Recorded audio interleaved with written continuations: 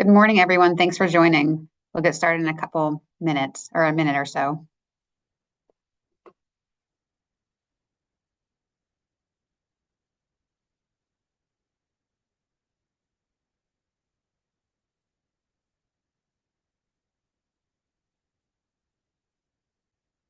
Great. Well, thank you for joining us this morning. My name is Selena Cunningham, and I'm the Deputy Commissioner at the Maine Department of Energy Resources. And it's 11 o'clock, so maybe we'll just give it one more minute or so. People are rolling in. Thanks for joining us. Great. So I'm Selena Cunningham with the Maine Department of Energy Resources, and I'm joined by my colleague Tagwango Abomsman, who leads the department's Economy and Innovation Division. And we're glad you all could join us today to learn more about the latest regarding Maine's Clean Energy Industry Report. Feel free to use the Q&A box to enter questions throughout the presentation. We'll have dedicated time at the end to answer your questions verbally, and this webinar is being recorded, and the slides will be available on our website after today's meeting. So our plan for today is to start off with a brief introduction and overview of the study, as well as context and implications for Maine. We'll then hear from BW Research, who authored the report, and will walk us through the details. After the presentation, we'll open it up for attendees to ask questions and before wrapping it up. So the Department of Energy Resources was established last year with the support of the state legislature and the leadership of Governor Mills, who recognized the significant role energy plays in our lives and the need to have energy represented at the cabinet level. DOER leads the energy policy, planning, and development for Maine, provides policy leadership and technical assistance, and develops energy programs, monitors energy markets, and reports on heating fuel and energy prices. DOER works in partnership with various entities on energy issues, often at the direction of the legislature. So DOER's mission is to deliver the expertise and coordination needed to strengthen the state's energy system and ensure affordable, reliable, and cleaner energy for all Maine people and businesses. We are comprised of four divisions. Planning and policy focuses on energy planning, including the Maine Energy Plan, and works to ensure sound, data-driven energy policy. Supply and security focuses on responsible energy reliability, emergency preparedness, and evaluating new and emerging energy technologies that can boost our supply and resilience. Energy efficiency works to reduce energy costs for households and businesses through efficient technologies, weatherization, and clean transportation.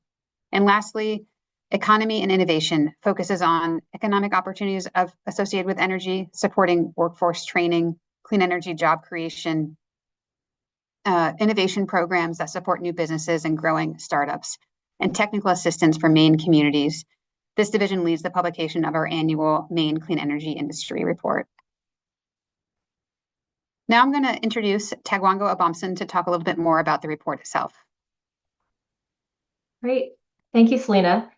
So the Maine Clean Energy Industry Report has been published annually by DOER since 2022. This year's report also marks the first time a detailed analysis of clean energy employment is accompanied by an overview of the state's entire energy economy, including traditional energy jobs like those associated with transportation and heating fuels. Before we dig into the results, I want to note that this report uses federal data from 2024. So impacts from shifting state or local energy policies from late 2024 and beyond are not captured here. What this report does is help us track and quantify the economic impact of clean energy in Maine. Maine has added or upgraded more than 2 gigawatts of local clean energy capacity across thousands of projects since 2018, with more scheduled to come online in the coming years. Maine has also become a leader in heat pump installation and energy efficiency implementation, having installed more than 200,000 heat pumps statewide and weatherized over 21,000 homes in recent years.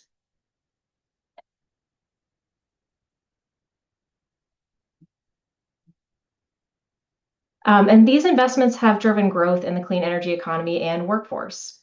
As of 2024, Maine's clean energy workforce employs more than 16,000 people and contributes $3 billion annually to Maine's economy. Over the last 5 years, Maine's clean energy workforce grew 4% annually, which was faster than other New England states and also outpaced Maine's overall economy. Energy efficiency and construction are the biggest drivers of clean energy employment, with nearly 60% working in energy efficiency jobs.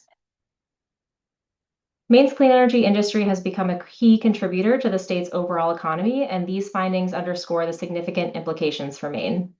With that, I'll pass things over to BW Research to present the details of the report.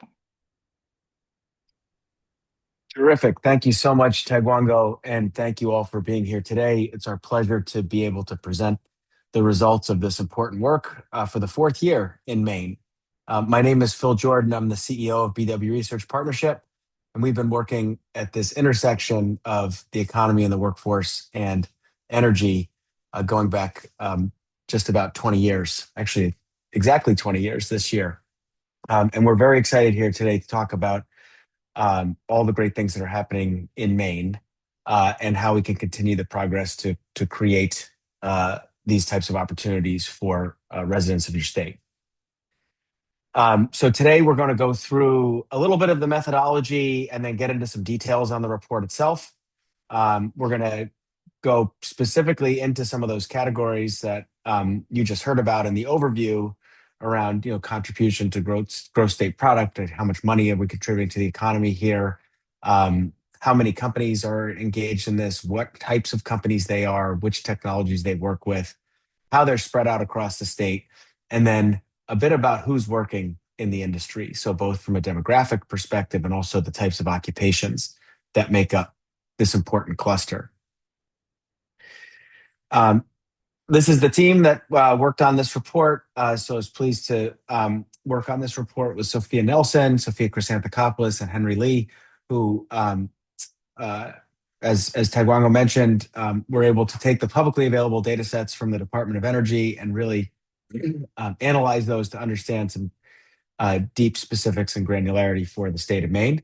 So they're all here too to answer questions. And we do hope that you will have questions or comments. And we'll be happy to take those at the end. We've got quite a lot of material to get through, but I'm going to do my best. So jot your questions down in the Q&A or on a pad, and we'll certainly get to them. We're gonna absolutely leave time for questions. So as mentioned, this is the fourth annual Clean Energy Industry Report. A couple of things to note about this report. So as Tagwango mentioned, these are data that are pulled from federally supported data collection for U.S. Energy and Employment Report for 2024. That report is based on a survey of businesses across the state of Maine. In that 2024 data collection, that included 388 business establishments that participated in the survey, providing about a 5% margin of error. So a good, solid, and robust data set.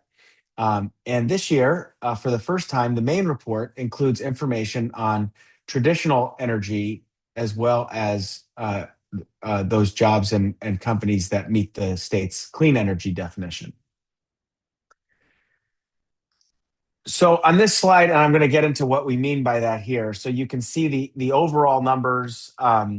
So in 2024, as mentioned, 16,200 clean energy workers, as well as 11,400 traditional energy workers. So what do we mean about the difference between traditional and clean? So the first category we have here is energy efficiency. So this is largely tagged to the Energy Star label. So if you are a contractor or a manufacturer and you are working with Energy Star products or installing services to Energy Star standards, you are counted under the energy efficiency category. We're going to dig more deeply into what those jobs are across different types of energy efficiency technologies. But for the purpose of this slide, all of those workers are counted under Maine's definition of clean energy. For electric power generation, we have sources of renewable power. So this would be construction jobs, again, manufacturing, supply chain jobs, professional services, and technologies like solar and wind and hydro that are part of that electric power generation category for clean energy. And then the state still does have traditional fossil fuel power plants. And so the 732 jobs are largely representative of people who work either directly in those plants or as contractors to those plants or supporting that electric power generation. For grid and storage, you actually see this is a category. This is one of the categories that has more jobs still in traditional employment than clean employment. So for things that are clean grid and storage, we might be talking there about battery storage or smart grids or microgrids that are increasing resiliency. Those would be the clean versions of that. For the traditional versions of grid and storage, we would be looking at things like LNG or oil storage. We could be looking at traditional power lines that are just the regular transmission and distribution lines that don't have any of the demand response or other activities, other technologies that would support the clean tech. So those would be the kinds of things we're looking at there. For fuels, for clean, we'd be looking largely at renewable fuel or biofuels in those categories versus the traditional fuels, which I think are fairly obvious. Largely we're talking about gasoline, diesel, propane, heating oil, and natural gas. And then transportation is the big category where you see a big discrepancy. And this is because the U.S. Department of Energy includes all motor vehicles as part of the energy supply chain because transportation is such a major consumer of energy in our country. So really what we're dealing with there in the 6,565 are those who are largely for the state of Maine, we're talking about repair and service of traditional internal combustion engines, whether those are for automobiles or other forms of transportation. And for clean transportation, we'd be looking largely around the service and maintenance of electric vehicles. We do have more details and examples in the appendix of the report and in the slide deck that's going to be published at the conclusion of this webinar. But hopefully this gives people a good overview, at least initially, of what we're talking about here.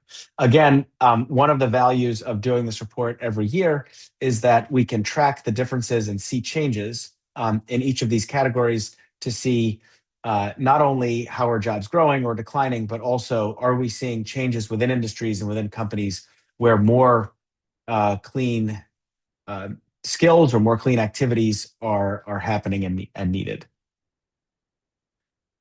So this is a really exciting slide. I know it's exciting for the folks from DOER in this webinar because they get a little bit of bragging rights over the rest of New England, which I know is always fun, even though it's a very collegial environment in our neck of the woods.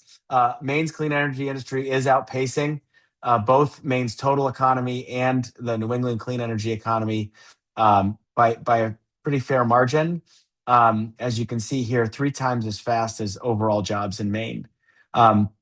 So, really, really exciting to see this growth. One thing that I'll point out here is you see this dip in 2020, almost rebounded back to 2019 levels in 2021, and then sort of continuing that trend line. And in fact, accelerating at a faster rate over these past few years than prior to the pandemic.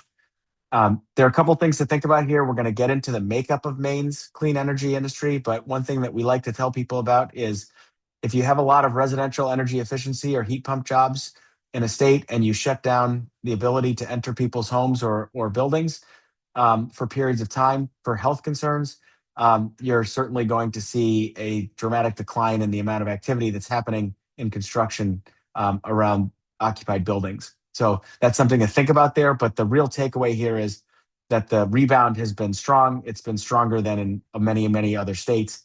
And Maine is really setting the pace for the whole of the Northeast. So exciting slide there. And you can see some of the cumulative growth over the period. Okay, so now we sort of get to our a little bit more detailed breakdown of growth by sector. And what we see here is that energy efficiency is adding the most jobs and is the largest sector by a wide margin. So energy efficiency is really important to the state's workforce overall, and particularly its clean energy workforce. So adding 500 jobs in 2024 and really sort of setting the pace across the board. There's been a lot of growth since 2020 when we hit those pandemic lows as that's rebound. But what's really interesting here, I think, is that we see a faster pre-pandemic rebound or rebound to pre-pandemic levels in Maine than we've seen in other states. And we I think that we see that the drivers of this is that there is a strong and really diverse set of activities that are driving this growth, particularly focused around energy efficiency and renewable deployments. So on this slide, we look at the traditional energy workforce, and we see similar growth, and the cumulative growth from 2024 for clean energy is slightly higher than traditional energy growth, so 17% versus what you see here, which is the 15.8%. And in the year of 23 to 24, we saw 2.9% growth. So traditional energy also growing in Maine, and this is an important area for us to think about, because we're fairly conservative with how we sort of classify something into sort of meeting the standard of a clean energy definition. So part of the growth or expansion or transition requires lots of sort of traditional wires and towers. And all of that activity falls into traditional energy, because we don't differentiate between the type of electricity that's flowing over the wires. If it's more of a traditional standard power system activity, we include that in traditional energy. So something to think about there, that even some of this growth is being fueled by the clean energy sector, but also seeing lots of energy activity happening across the state. This is basically what I just said. So my mouth was faster than my finger, but we can sort of talk about any of those changes. You can see the big jump in grid and storage. This does align with some federal incentives and also some state work around expanding and making the grid more resilient. So I think that makes sense. You can see the other areas are sort of flat to slow growth. All right, so now we're going to get into some details. If that wasn't detailed enough for you, we're going to get even deeper into the weeds here. But I think there's some really interesting findings here as we peel back layers of the onion.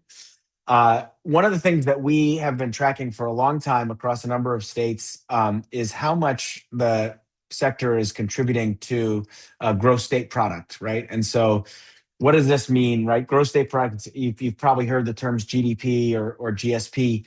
This basically means when you take the value of everything that gets added in Maine, this is what it turns out to be. So if you sell a car that was purchased at wholesale for $50,000 and someone in Maine sells it for $60,000, that contribution to the state's economy would be that $10,000 only. Right? So I want to make sure that that's clear for folks. What we're talking about is actual value-added activity in the state of Maine. And we're almost $3 billion, which is almost 3% of the total state product. And this is led by utilities. So lots of investments by utilities here.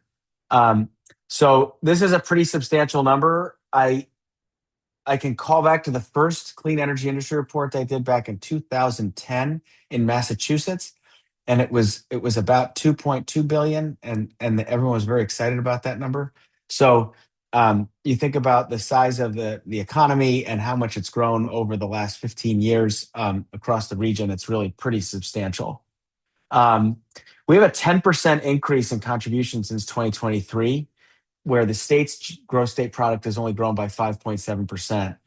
So we're really seeing a big increase year over year and over the last few years. That's very exciting. So it's not just looking at jobs data, we're also looking at total economic activity. So even if you are not a person with a job or know someone or live with someone who has a job in this sector, the state's overall economy is growing, and that is benefiting everyone in the state of Maine. Another great finding, and I'll go back in time again, but more than 4.4% of establishments, meaning basically companies with employees, were involved with clean energy in 2024, and 63% are in the energy efficiency space. So that means 1 out of every 25 employers in the state of Maine has some connection to this clean energy. Is directly connected to this clean energy sector. That's a really big number as well. It's very exciting. It's about 2,700 businesses, and we're actually seeing growth significantly year to year, particularly in energy efficiency. So there were more than 100 clean energy establishments added from 2023 to 2024, and about 8 in 10 of those were in energy efficiency. So just really strong gains in the state across energy efficiency, as we talked about, continuing to um, outpace overall economic growth. And again, going back in time, that number back again, I know it's a different state, but it was 2.2% of all businesses in Massachusetts in 2010, and that was the most of any state at the time. So you can see here, we're really seeing dramatic increases in our region and in the state of Maine for clean energy growth. So very, very exciting to see lots of opportunity be created. Okay, and now we're going to switch a little bit from how we've been thinking about this, which is based on technology, right? Like energy efficiency products, Energy Star or solar or wind. Now we're going to talk about what the firm actually does. Is it a construction firm? Is it a manufacturing firm? Is it public services?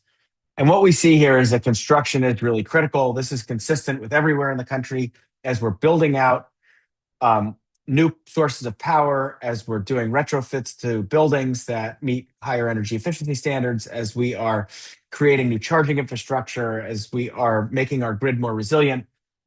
Most of the employment around that is in the actual build out of those things. And that's why construction is such a big part of this work. So of the 7 value chains, obviously you can see here, it's no surprise that construction is the largest. It's almost half of all the jobs in the state. And since 2020, since that pandemic low, you can see here, we're more than 1,000, right? Almost 1,100 new construction jobs in Maine, which is really quite significant. We also want to look at a couple of other things because I think there's some exciting takeaways here. One is that professional business services are showing really a lot of growth. So over the last year or so, from 23 to 24, we saw more than 200 new jobs created in professional business services. These tend to be high wage, high road jobs that really help to contribute to that gross state product and overall economic growth. Also seeing solid growth and activity from utilities and a big jump in manufacturing. So lots of exciting news in this value chain segment. Okay, so if we go back to thinking about that energy efficiency jobs, it probably is not surprising to folks who are deeply engaged in Maine's policy environment that high efficiency HVAC and renewable heating and cooling account for the largest share of energy efficiency, almost 4 in 10 of those jobs. You know, Maine is a national sort of story on heat pump deployment and other efficient heating and cooling employment, or deployment, I should say, which is really driving lots of jobs. So you can see that high efficiency HVAC number is large and has grown over time. I do also want to mention, why would I see something like traditional HVAC here? So traditional HVAC, what that means in that category is that the workers involved here are doing some sort of Energy Star high efficiency HVAC work, but it is much less concentrated than those in the first category that you see here at the top of the bar chart. So traditional HVAC we're trying to capture those folks that may occasionally, or one day a week, or with 25% of their time, install a heat pump, but they're primarily still installing either a non-Energy Star air conditioning system or, say a traditional efficiency non-Energy Star gas furnace or oil boiler. So that's what that is. I did also want to mention the advanced materials here. It's not a huge actual job growth, but about 80 jobs, but it had the highest growth rate at 22%. So something to really think about, and I think is exciting as we start seeing significant double-digit growth. We as economists get excited about what that could mean. So that's certainly something we'll be keeping an eye on in the future. Okay, next up, we look at renewable power generation. So wind power is 42% of employment in the sector. So wind and solar make up 3/4 of all the jobs. Probably also not surprising. Solar added a lot of jobs, more than 300 jobs from 2020 to 2024, with 100 megawatts of installations. So lots of activity there. Obviously, um, there are a lot of folks in Maine and businesses in Maine that have been supporting offshore wind activities during this period that the survey was out in the field. And so we will be watching these numbers closely as well to understand if more recent data has any changes to renewables across the board. But you can see there's good diversity across a number of different categories. Okay, next we get into grid modernization and energy storage. So most of the jobs here, as you can see on the slide, are in transmission and distribution. That's grown sort of steadily. And there is here an overlap when we think about like where do these folks work. Some of these folks work for construction firms, as we said, installing the lines. Others are utility workers. But what we're looking at here is really around that modernization and resilience. So think about things like smart grids and microgrids in that category, as you see in the third and fifth that we include here. Storage includes all types of clean energy storage. So from a national perspective, we look at everything from batteries to pumped hydro. And Maine has a lot of different activities that are in various stages from research and development through deployment that are captured in this slide. Also, one quick note here, as you can see, microgrid, while quite small, has finally bounced back to exceed pre-pandemic levels. Okay, this probably doesn't surprise folks too much when they see this map, because we see lots of employment across the whole state. The exciting takeaway for me here is that there is employment everywhere. So every county has clean energy jobs in it, and Cumberland County had the largest number of clean energy jobs. We did see the highest percentage of jobs at 4.7% of all workers in Waldo County.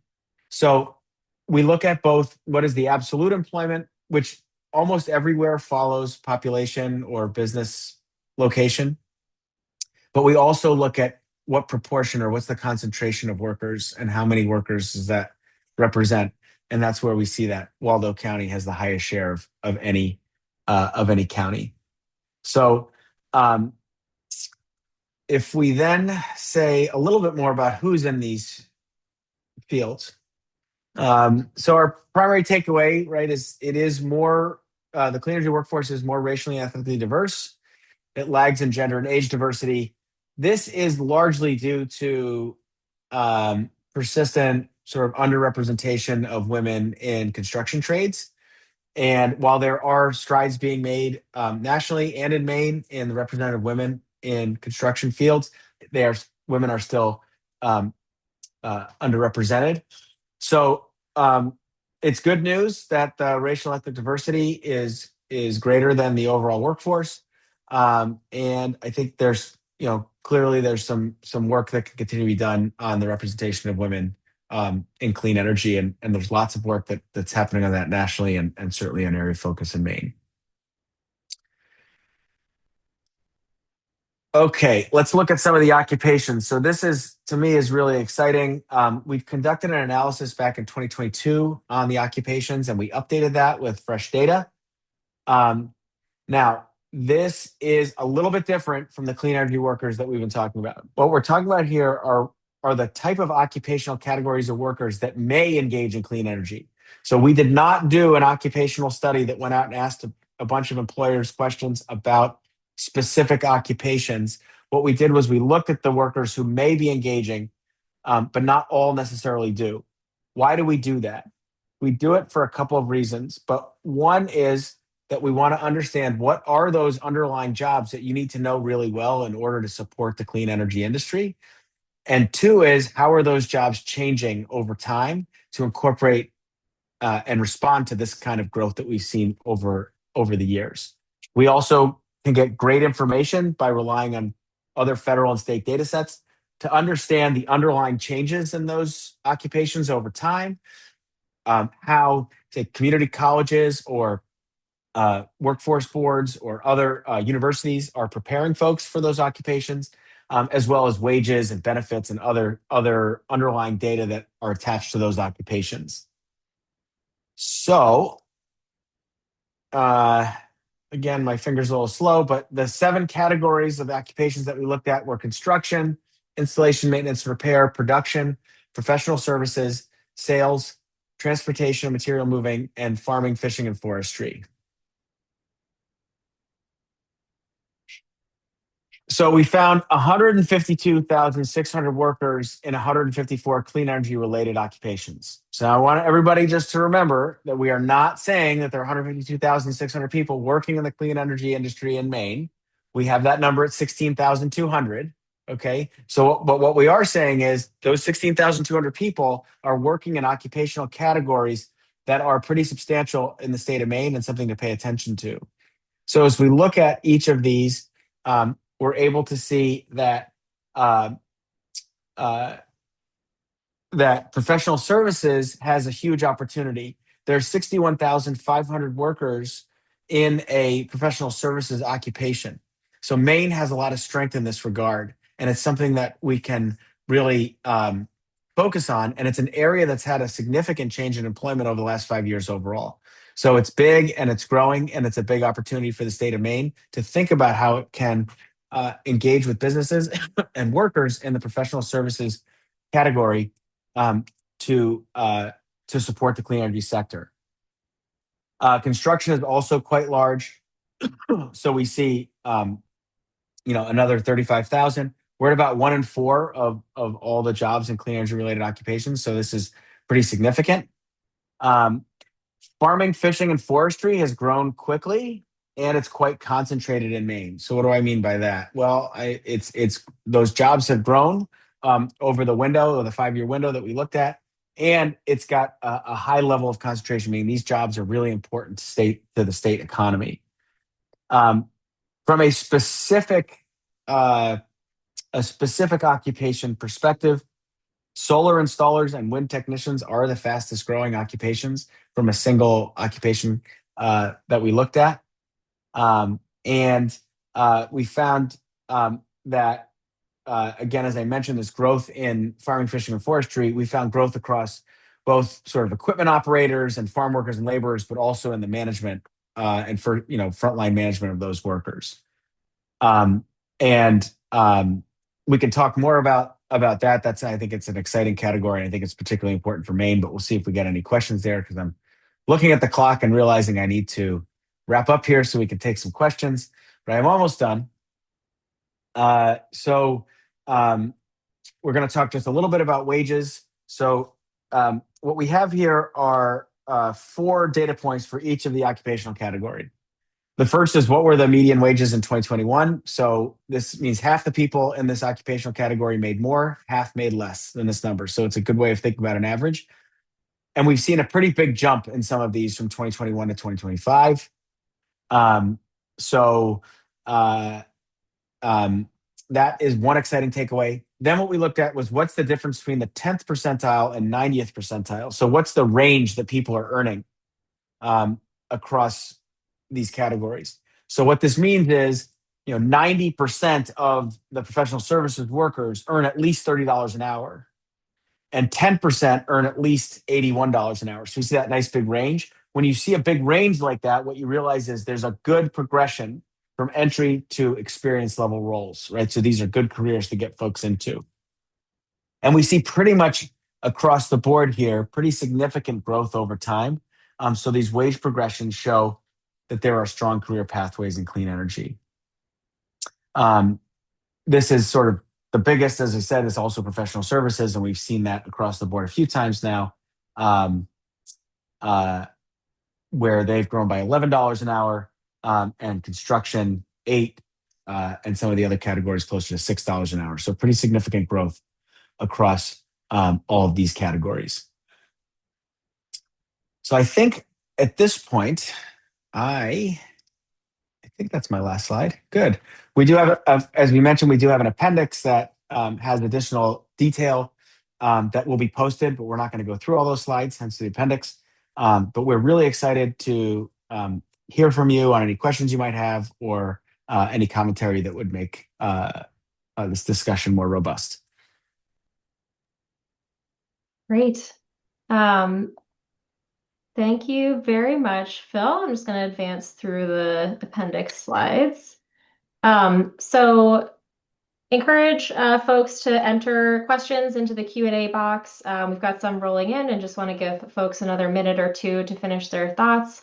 You can also use the chat at this time to ask questions or raise your hand, and we'll promote you to panelist if you would like to ask your question verbally. While folks are jotting down their final thoughts, I wanted to flag a couple of additional resources that the department is making available to help raise awareness of clean energy careers and training opportunities in the state. So back in 2024, we launched the Maine Clean Energy Jobs Network to connect job seekers, training providers, and employers. You can find that at mainecleanenergyjobs.com. More than 50 open positions right now and over 150 training programs listed on the site, totally free for job seekers and employers to use. We're targeting 5 disciplines in the clean energy sector, which were also reflected in the presentation that you just heard. And as part of that, we've developed new resources to help people understand how traditional trades occupations translate to clean energy careers. So we selected 5 occupations based on their projected growth and current demand and importance to the clean energy economy. We created printer-friendly single-page profiles for each of these occupations. My colleague Sabrina is going to enter those into the chat for you to make it easy to find. And then one last opportunity to engage that we wanted to flag for you all. So the Department of Energy Resources is required by law to update Maine's energy plan every 2 years, and this year we're updating our plan for 2027. So we'll be working with stakeholders across the state to identify ways we can continue to advance affordable, reliable, and clean energy for all Maine people, and your input is very welcome into that process. So we currently have a request for information out to solicit input, welcome feedback in response by April 27th. There's also a short online survey for those who would rather fill that out, which does not have a deadline associated with it. You can access that survey with the QR code, and please don't hesitate to get in touch with us if anything comes up. Great. So at this point, I think we can take down the slide so we can see everyone a little bit better. I have a couple of questions in the Q&A. I think, Phil, there's 2 that are directed towards you that I'll ask you to take on if you don't mind. Sure. So how does the number of clean versus traditional jobs compare for contractors who sell and install Energy Star equipment versus non-Energy Star? Essentially, what fraction of that type of contractor work can be categorized as related to energy efficiency? Yeah. So that's a great question. So what we have for data on this currently in Maine is we can do that for HVAC, in that we can look at how many people are working in HVAC overall, how many are working in HVAC and have some connection, but it's not a majority of what they do, and how many are like much more concentrated in that Energy Star or high efficiency HVAC. We can actually determine the overall employment pretty well to answer that question more broadly for energy efficiency. The challenge around installation is that it would include employment for things that might go outside of our traditional definition of sort of say energy.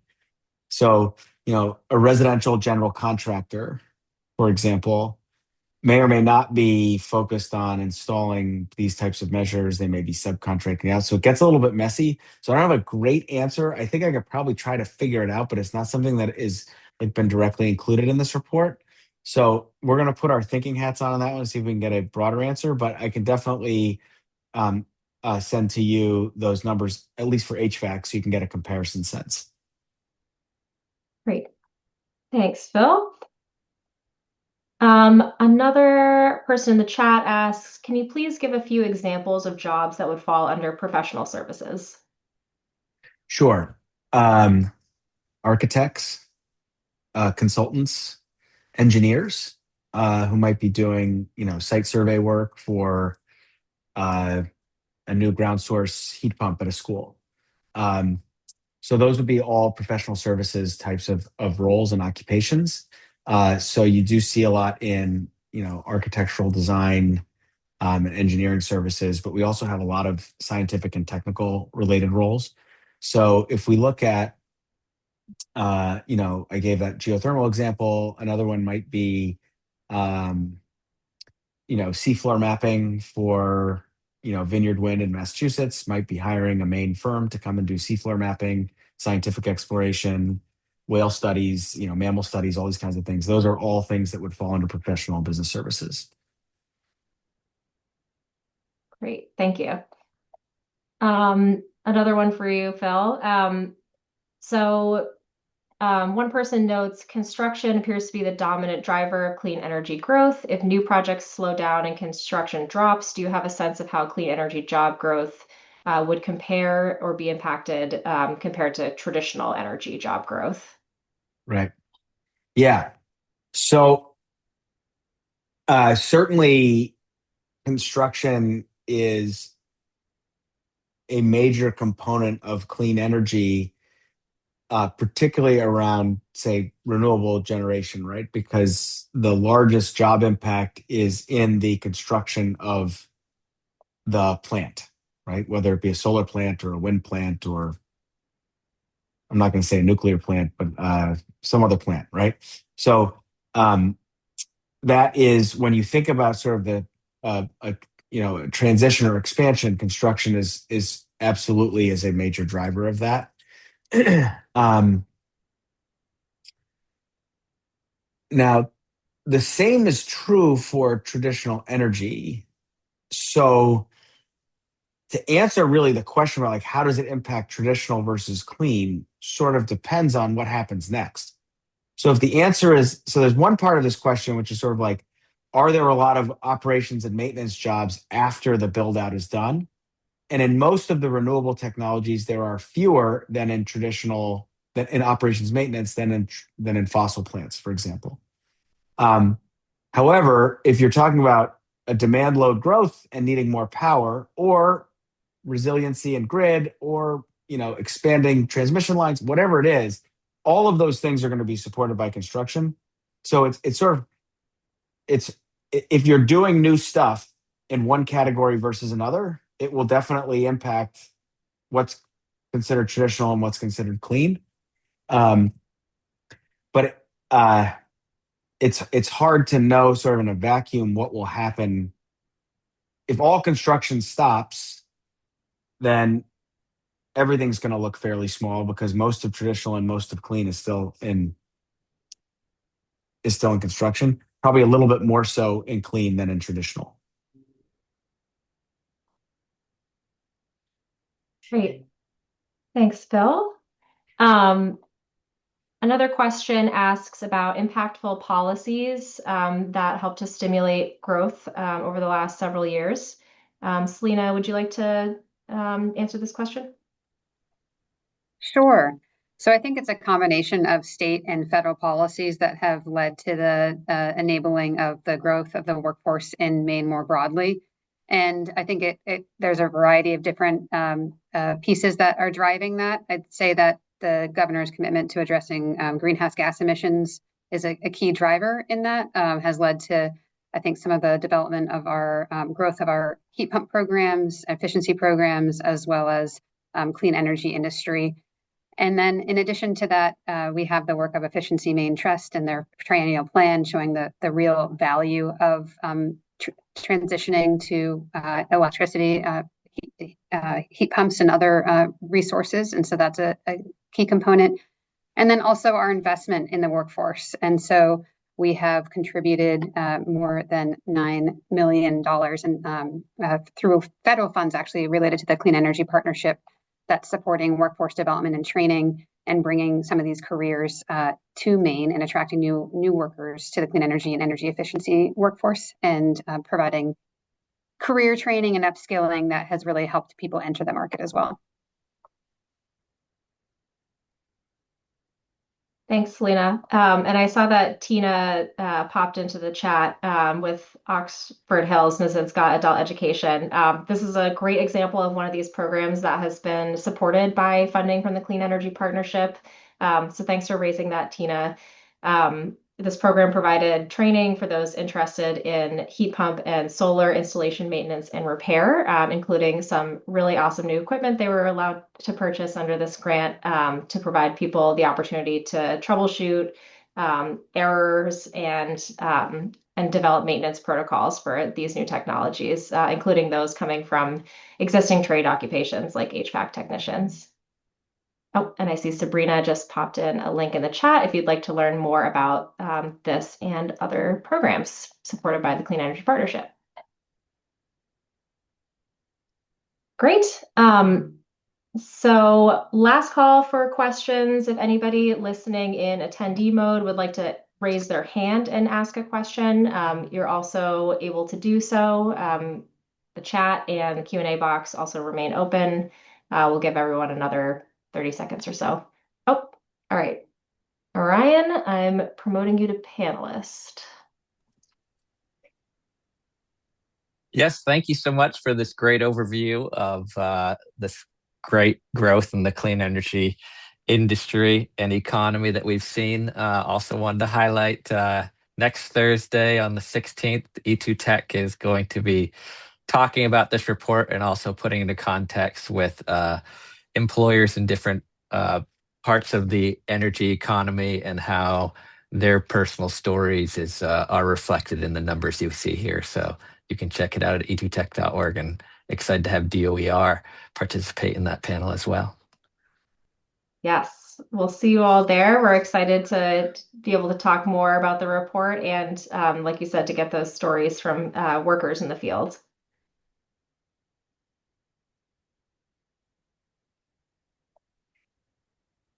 Oh, okay. Seeing another question.